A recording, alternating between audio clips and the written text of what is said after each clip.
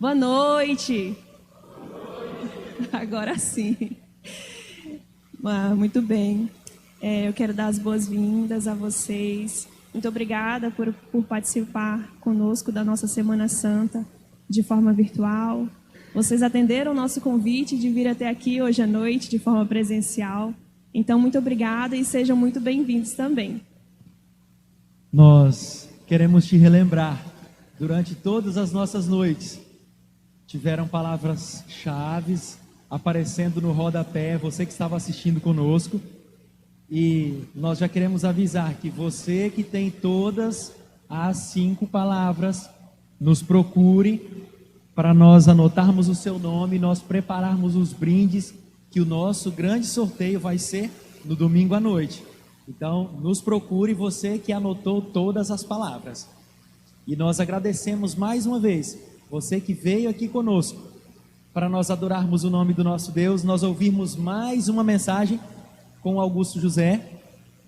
E antes de nós cantarmos alguns louvores, hoje nós estamos ao vivo, nós vamos ouvir música especial também, mas nós vamos cantar algumas canções e nós queremos que você cante conosco. Esse é o momento para nós adorarmos o nosso Deus. Enquanto nós cantamos, que a gente possa se lembrar de tudo aquilo que o nosso Senhor, o nosso Jesus, Ele passou, Ele viveu, para que eu e você, nós pudéssemos ter a chance de ter uma vida eterna e uma salvação. Antes de nós cantarmos, se você puder, eu te convido a fechar os olhos, que nós vamos buscar a presença do nosso Deus. Amado Deus e Pai, neste momento nós nos encontramos aqui neste lugar. Nós viemos te buscar, nós viemos te adorar, nós queremos ouvir a tua palavra, a tua mensagem. Nós já te pedimos que o Senhor use mais uma vez, mais essa noite, o nosso mensageiro, Augusto José, para trazer a mensagem que nós precisamos. Nós vamos louvar também, nós vamos cantar louvores a Ti. Nós queremos que o Senhor aceite como forma de reconhecimento e gratidão. Nós oramos e fazemos no nome de Jesus. Amém. Amém. Nova Jerusalém, hoje sua comunidade, no futuro seu lar.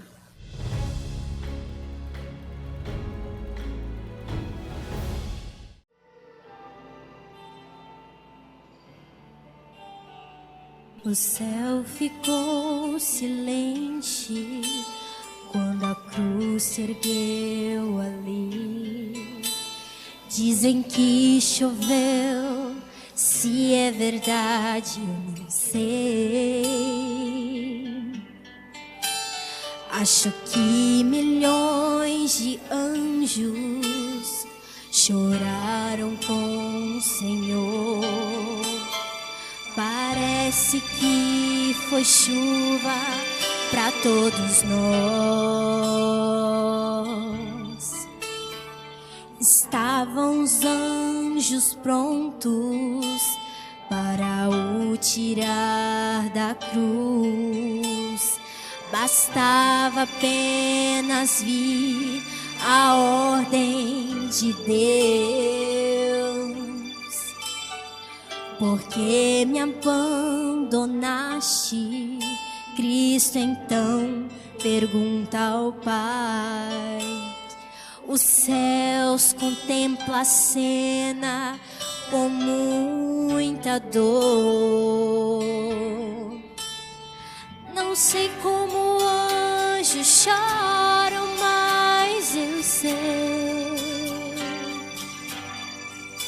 Choraram quando viram Cristo na cruz se entregar. Virou a face o Pai, não pôde suportar. Milhões de anjos choraram, foi por isso que choveu.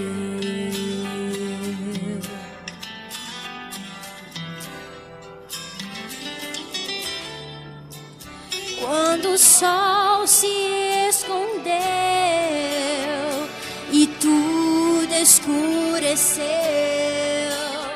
Quando Cristo se entregou, caíram lágrimas do céu.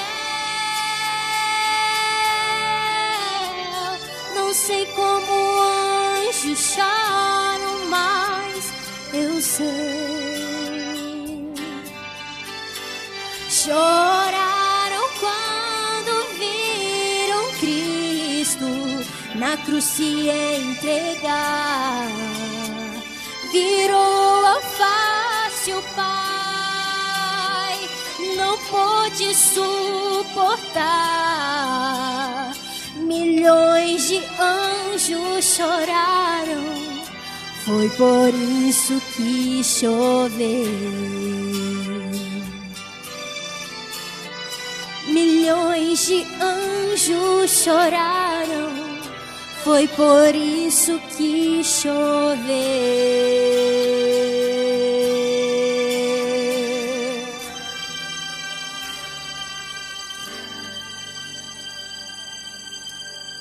Amém.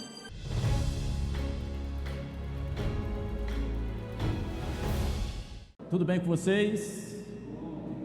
Que alegria estarmos juntos de maneira presencial, né? Virtual é bom, mas presencial é melhor ainda.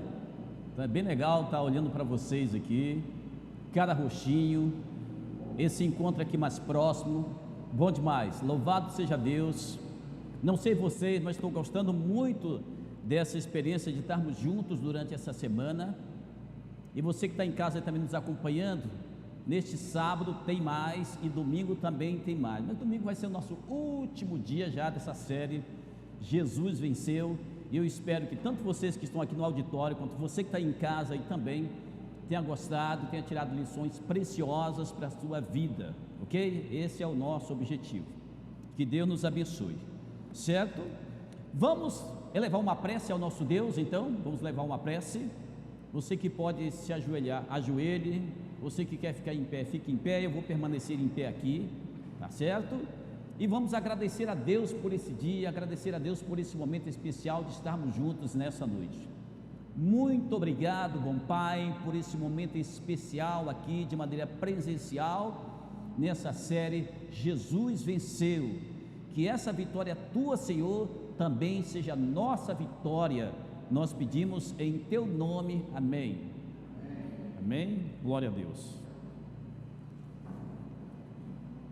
Vamos ler um texto aqui, antes de a gente entrar diretamente no nosso tema, vitória no madeiro, ou vitória na cruz. Eu convido você que está em casa, você que está aí aqui no auditório, para abrir a sua Bíblia, em Isaías capítulo 53. Há mais de 1000 anos antes de acontecer o sacrifício de Cristo, Isaías já tinha falado sobre isso.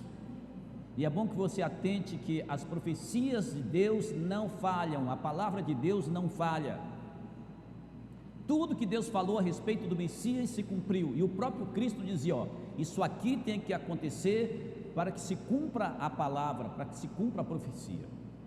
Isaías 53, a partir do verso 3, diz o seguinte: era desprezado e o mais rejeitado entre os homens, homem de dores e que sabe o que é padecer. E como um de quem os homens escondiam o rosto, era desprezado e deles não fizemos caso. Infelizmente até hoje isso acontece, né? Jesus Cristo continua sendo desprezado e nós continuamos muitas vezes não fazendo caso dele. Versos 4: certamente ele tomou sobre si as nossas enfermidades e as nossas dores levou sobre si, e nós o reputávamos por aflito, ferido de Deus e oprimido. Mas ele foi traspassado pelas nossas transgressões e moído pelas nossas iniquidades. O castigo que nos traz a paz estava sobre ele, e pelas suas pisaduras fomos sarados. Que bênção, né? E hoje, sexta-feira da paixão, claro que não foi nesse dia que aconteceu o sacrifício de Cristo, mas, segundo a tradição, todos os anos, em uma determinada época do ano, a gente celebra esse momento especial de relembrarmos tudo aquilo que Cristo fez por cada um de nós. E o brado que Jesus deu na cruz foi o brado da vitória. A vitória dele é a nossa vitória. Se você quiser, você também pode ser um vencedor. Tanto você que está aqui no auditório, quanto você que está em casa, se você quiser, também você pode ser um vencedor. Então hoje a gente vai falar um pouco aqui sobre a questão da crucificação. Eu não sei quantos assistiram aquele filme do Mel Gibson, um filme muito violento, né? Um filme muito sangrento, mas segundo os entendidos no assunto, aquele filme produzido por Mel Gibson não retratava ainda a realidade daquilo que Jesus sofreu. Só para você ter uma ideia, Jesus sofreu muito mais do que aquilo que a gente podia ver no filme produzido por Mel Gibson. Segundo o relato aqui, a cruz foi o ponto culminante e decisivo do grande conflito entre o bem e o mal. Por que foi o grande ponto culminante? Porque o diabo decidiu levar Jesus até as últimas consequências, tirar gota a gota do sangue dele, porque o diabo pensava que ao fazer isso, ele iria ser o vitorioso. Porém, ele não contava que a aparente vitória dele, na verdade, era a sua grande derrota.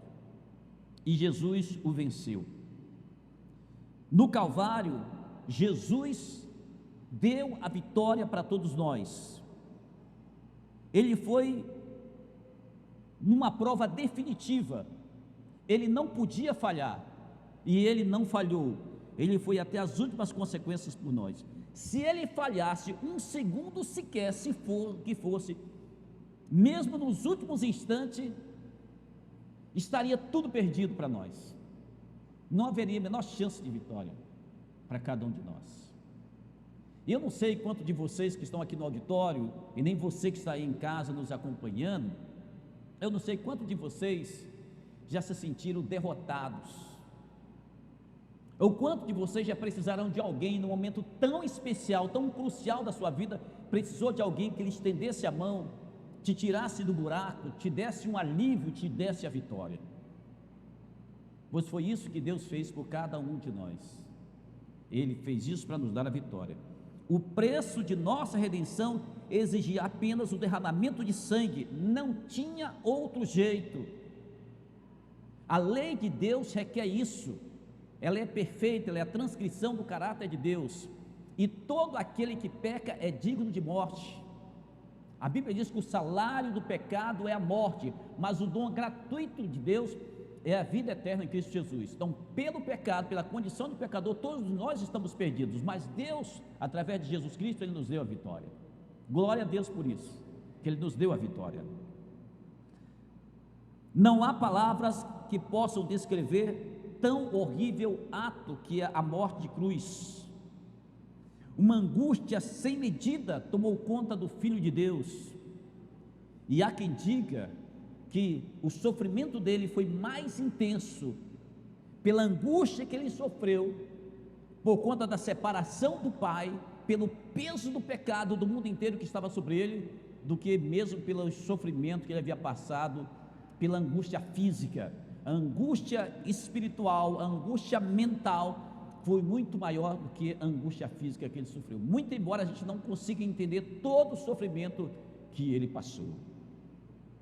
Não há palavras que possam descrever esse ato tão horrível.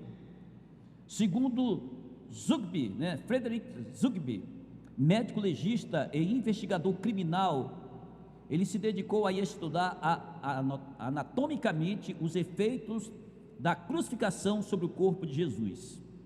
Após décadas e décadas de pesquisas e experiências científicas, no seu livro de 556 páginas, ele dá uma ideia mais clara da brutalidade que a crucificação representou.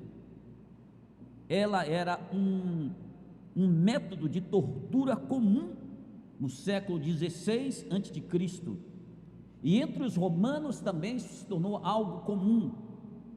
Era tão comum que, segundo um outro historiador e filósofo, Sêneca, ele diz que algumas vítimas tinham aí as suas suas cabeças eram crucificadas com as cabeças batendo no chão. E os romanos brincavam e se divertiam quando crucificavam as pessoas, e chegavam a crucificar as pessoas de qualquer maneira, simplesmente por satisfazer o seu desejo sanguinário. Após uma noite de julgamentos ilegais, espancamentos, humilhações, torturas, açoites, Jesus foi brutalmente açoitado, segundo o que se fala na história, um tipo de chicote chamado flagrum, que era um chicote romano, que tinha nas pontas fragmentos metálicos e pedaços de ossos. A pessoa, a vítima, ela tinha que ficar despida, tinha que ficar debruçada sobre um tronco de madeira, a tal ponto que ele ficasse completamente indefeso e exposto para receber as chibatadas nas costas. E à medida que aquele chicote, com aquelas partes metálicas e ossos de animais, dentes de animais, pregos, batia no corpo da pessoa, ia dilacerando, ia cortando, e conforme ia batendo e conforme ia cortando, poderia atingir inclusive órgãos internos da pessoa. Só para você ter uma ideia da maldade, da brutalidade que aquilo ali representava. E Jesus passou por tudo isso. Normalmente os condenados eram pendurados sem roupas sobre a cruz, sem roupas, completamente despidos. Jesus aparece com uma espécie de fralda, mas aqui é algo que foi construído para não mostrar a vergonha dele, mas na realidade eles eram crucificados completamente despidos, sem roupa alguma. E a Bíblia até diz que os soldados romanos disputaram a vestimenta de Jesus. E aí, depois de um curto período na cruz, as fortes cãibras, segundo os historiadores, as fortes cãibras, segundo o próprio Zugby, as fortes cãibras, o adormecimento e o esfriamento da panturrilha e das coxas, causado pela compressão devido à flexão dos joelhos, teriam forçado inclusive Jesus a arquear o corpo, pondo a barriga para frente e o pescoço para trás, devido ao desconforto, porque nos quadros, nas pinturas, dá a entender que tinha uma espécie de suporte onde se colocava o pé, e você apoiava o pé, e aí você era pregado. Mas segundo o historiador aqui, não. O seu pé era um colocado sobre o outro, ali naquela haste principal da cruz, e era pregado. Um pé colocado sobre o outro, e você pregava um prego ali de mais ou menos 12 centímetros. E geralmente eles usavam pregos enferrujados para massacrar, para maltratar ainda mais.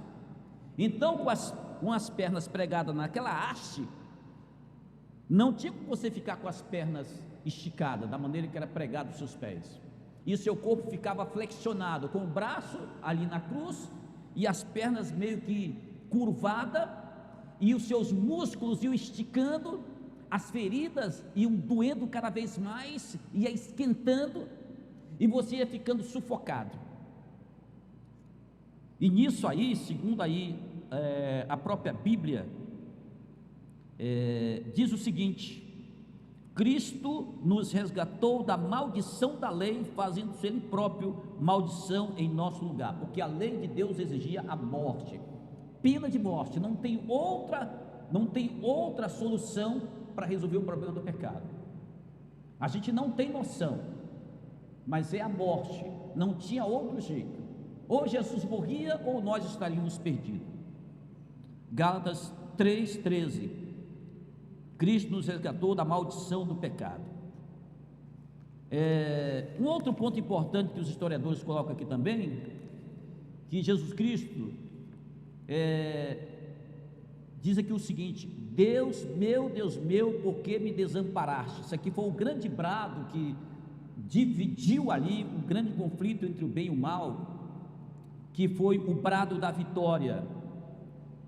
Está em Mateus 27:46, e tem também o seguinte: ele estava bebendo sozinho do cálice da ira contra os pecados do mundo inteiro. Mateus 26:39. Tudo que aconteceu já estava previsto para acontecer, era necessário que acontecesse.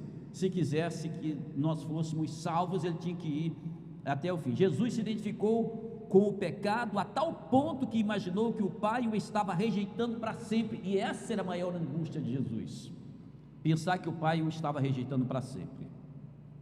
No caminho até o Calvário, Jesus sofreu o ataque mortal da serpente satânica, do mesmo jeito que Deus havia falado lá no Jardim do Éden: o descendente da mulher vai ferir a cabeça da serpente, mas a serpente vai perseguir e vai morder o calcanhar do descendente da mulher. Aquela profecia de Gênesis 3,15 estava se cumprindo agora. E além disso aí, meus queridos, o sofrimento, segundo os historiadores, no momento que Jesus já estava exausto, porque tinha sangrado muito, tinha sido muito torturado, estava havendo o que eles chamam de derrame pleural. O nosso pulmão tem uma capa bem fininha que envolve ele, que se chama de pleura, e ali estava havendo um chamado derrame pleural, tinha afetado a pleura. Tem também os nervos chamados trigêmeos, esses nervos chamados trigêmeos que haviam sido afetados, eles estavam causando uma dor intensa, porque segundo os entendidos no assunto, quando afeta esse nervo trigêmeo, dá uma dor intensa no seu rosto, devido aos maus tratos que você sofria, uma dor intensa, que é uma dor quase que insuportável, mas Jesus teve que suportar tudo isso. Bem, a promessa que Deus fez a Adão e Eva no Éden, Gênesis 3,15, estava se cumprindo. Deus matou o cordeirinho, tirou a pele para vestir Adão e Eva. O cordeiro que Deus matou lá no Éden, representava o filho dele que ia morrer lá no futuro. A vestimenta, a pele do cordeiro, representava a graça de Deus, a justiça de Deus, que ia cobrir o pecado de Adão e Eva, ia cobrir o pecado de todos os seres humanos, para nos dar a salvação. Ali também estava se cumprindo a promessa que foi feita a Abraão, onde Deus faz Abraão sentir na sua própria pele o que ele sentiria no futuro ao sofrer a perda do seu único filho, com um detalhe: para Abraão Deus proveu um cordeiro, para Cristo ele seria o cordeiro, não teria ninguém para livrá-lo daquela situação.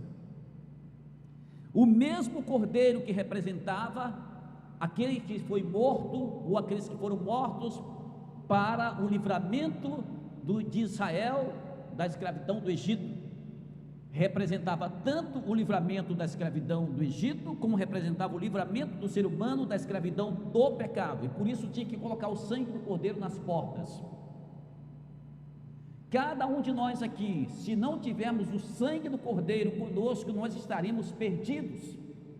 A exemplo do que aconteceu lá no Egito, já era uma profecia. No futuro, os israelitas descendentes de Abraão, que iriam possuir a terra prometida, onde Abraão havia peregrinado, se eles quisessem também a salvação, eles teriam que se valer do sangue do cordeiro, que viria no futuro. E a Bíblia diz que por um homem, Adão, o pecado entrou no mundo, e o pecado passou a toda a humanidade. Semelhantemente, por um só homem veio a graça, através de Jesus Cristo. E a Bíblia diz mais, onde aumentou o pecado, aumentou muito mais, ou superabundou a graça. Onde abundou o pecado, superabundou a graça. Ou seja, não há pecado que o sacrifício de Cristo não possa perdoar. Não existe. O único pecado do qual você não pode ser perdoado é o pecado cujo perdão você mesmo não quer. Então, cada um de vocês que estão aqui no auditório, e você que está em casa nos acompanhando, coloque isso na sua cabeça. O sacrifício de Cristo não é só para a pessoa que está na igreja, como as pessoas estão aqui no auditório agora. O sacrifício de Cristo não é só para quem tem uma religião. O sacrifício de Cristo não é para quem é bonzinho, fica dando esmola, devolvendo dízimo e ofertas. O sacrifício de Cristo não é para aqueles que fazem caridade. O sacrifício de Cristo é por todos. Não importa quem seja você, qual seja a tua condição, o momento que você se encontra agora, não importa. Onde abundou o pecado, superabundou a graça. Amém, meus queridos? Amém. Glória a Deus. Eu não sei qual é o tamanho do pecado de vocês não sabem qual é o tamanho do meu pecado, mas uma coisa eu sei: o sacrifício de Cristo pode sim apagar os meus pecados, os pecados de vocês, e os pecados de vocês que estão em casa também. E detalhes, não existe outra solução, só existe essa solução. Então o sacrifício de Jesus satisfez toda a justiça de Deus, toda a justiça que exige a lei de Deus. Muitas pessoas criticam a lei de Deus, mas a Bíblia diz que a lei de Deus é eterna, ela vai continuar valendo até o fim. E exatamente para satisfazer as exigências da lei de Deus, que é a transcrição do caráter de Deus, que Jesus Cristo precisava morrer. Ou ele morria, ou nós teríamos que morrer e seríamos apagados, varridos da face da terra. Não haveria solução. E é por isso que nenhum anjo, por mais exaltado que fosse, poderia morrer no nosso lugar, porque anjos não são divinos e nem eternos. Sua vida não seria suficiente para pagar o preço eterno. Cristo é diferente.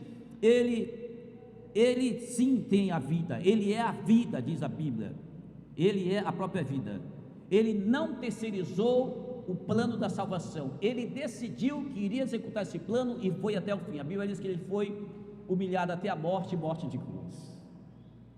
Irmãos, a nossa mente é muito pequena para entender tanta grandiosidade, é muito pequena. Tem uma escritora chamada Ellen White, que ela diz que nós deveríamos todos os dias meditar e pensar na grandeza, na profundidade, em quão é importante você pensar no sacrifício de Cristo, no plano da salvação, porque sem Ele todos nós estaríamos perdidos. Vocês não estariam aqui nesse auditório, você não estaria em casa nos acompanhando, mas essa é a grande solução. Felizmente, Jesus é divino e humano, e Ele cumpriu todos os requisitos. Ele é o Deus conosco, Ele é o Emanuel, Ele é um de nós. Tudo aquilo que Cristo sempre quis, que Deus sempre quis, que era estar perto do ser humano, junto ao ser humano, e agora Ele se fez carne e habitou entre nós. Deus manda os profetas, Deus transmite esse simbolismo todo através do simbolismo do santuário. Deus faz Abraão sentir na própria pele aquilo que viria depois, e Jesus vem agora cumprir com tudo isso para dizer que agora nós temos essa solução. Quando Ele disse: Pai, em tuas mãos entrego o meu espírito, pendeu a cabeça e morreu, a Bíblia diz que houve escuridão na terra, houve terremoto, o véu do templo se rasgou de alto a baixo.